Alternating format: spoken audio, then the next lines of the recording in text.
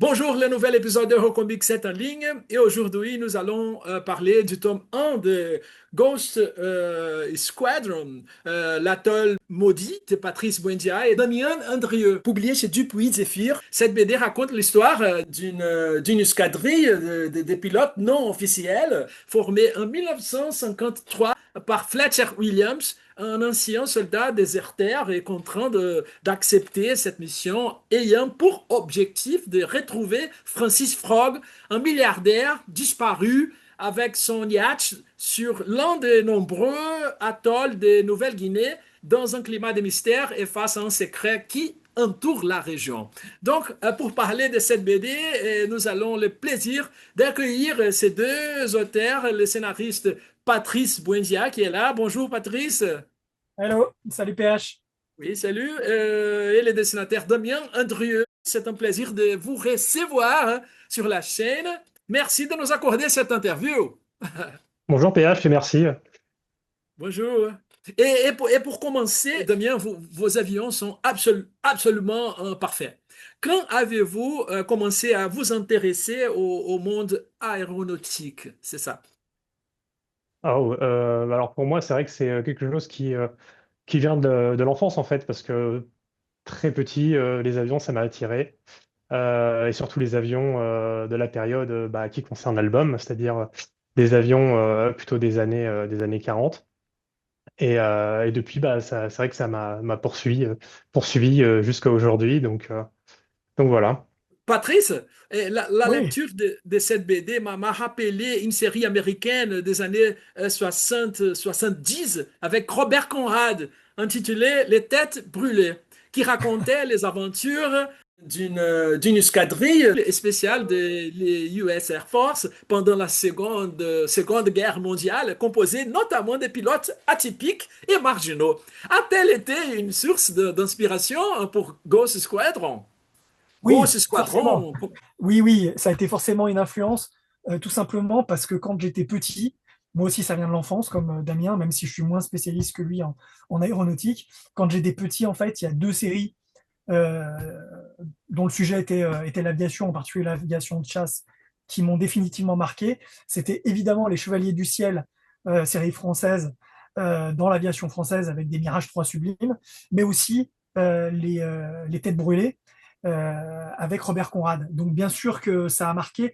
La grosse différence malgré tout, c'est que sur les Têtes brûlées, bien sûr, on est dans un récit de Seconde Guerre mondiale, donc très historique, alors que nous, le but du jeu sur Ghost Squadron, c'était de sortir de ce cadran-là et d'offrir un album plus libre, on va dire, avec moins de carcans liés aux dates, aux escadrilles, aux appareils, etc.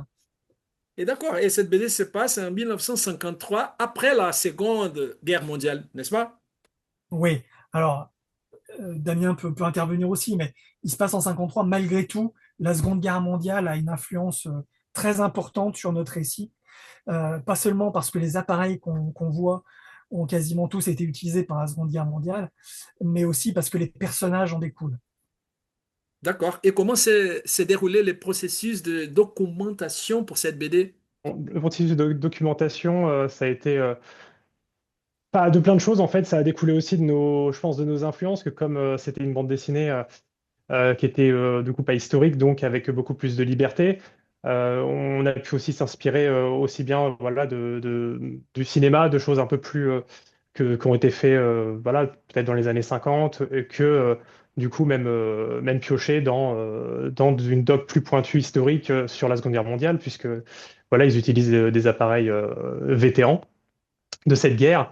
Donc c'est vrai que ça a été voilà, à la fois la documentation pointue sur l'aviation pendant cette période, mais aussi se faire plaisir et inventer des choses ou aller piocher dans des films ou disons, des sources un peu plus, un peu moins, un peu plus artistiques, disons, quoi.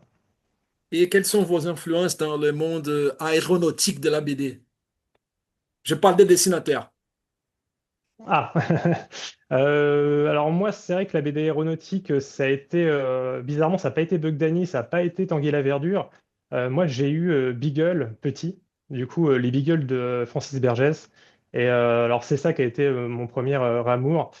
si on compte pas les avions qu'il y avait dans Tintin déjà, que je trouvais sublimes. Oui. Et évidemment, bah, plus tard, voilà, comme beaucoup, j'ai découvert le renouveau un peu de la BD aéronautique à l'époque où Romain Ego avait sorti son premier album, où j'avais été très content de découvrir ça à l'époque, quoi.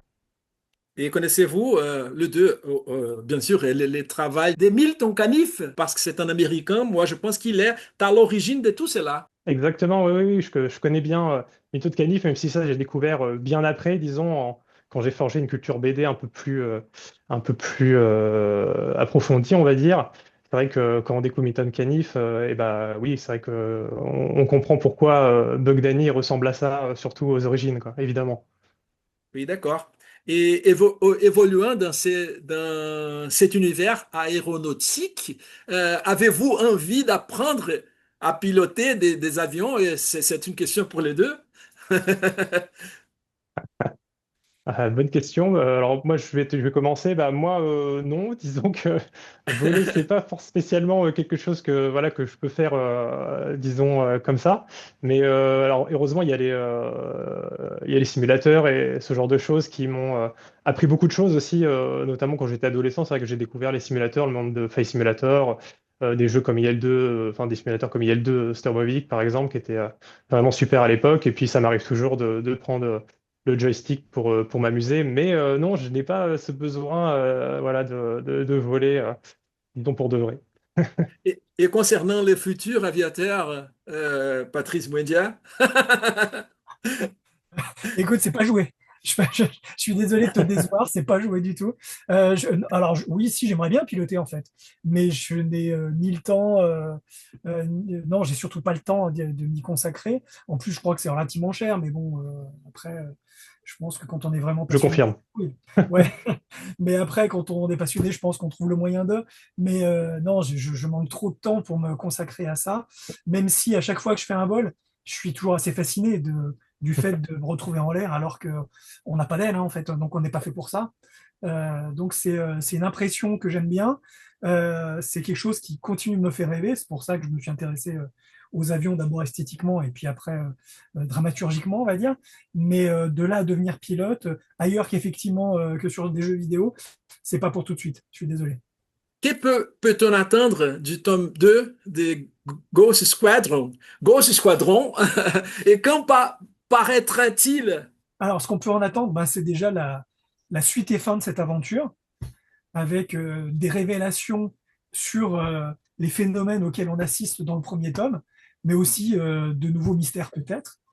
Quant à la date de parution, bah, je laisse Damien prendre le relais.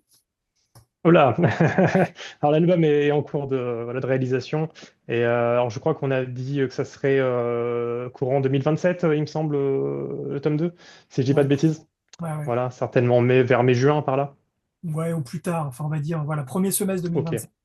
D'accord, ok, c'est on un prend pas de diptyque, risque. c'est un diptyque ou cette série-là, elle va continuer? On part d'abord sur un diptyque. Après, on verra s'il y a moyen d'eux, mais pour l'instant, c'est un diptyque, ouais. Avec une vraie histoire qui se terminera sur le tome 2. D'accord, merci beaucoup de nous avoir accordé cette interview. Je vous souhaite beaucoup de Merci à toi, succès PH. dans la série Merci. Ghost Squadron, hein, et à bientôt.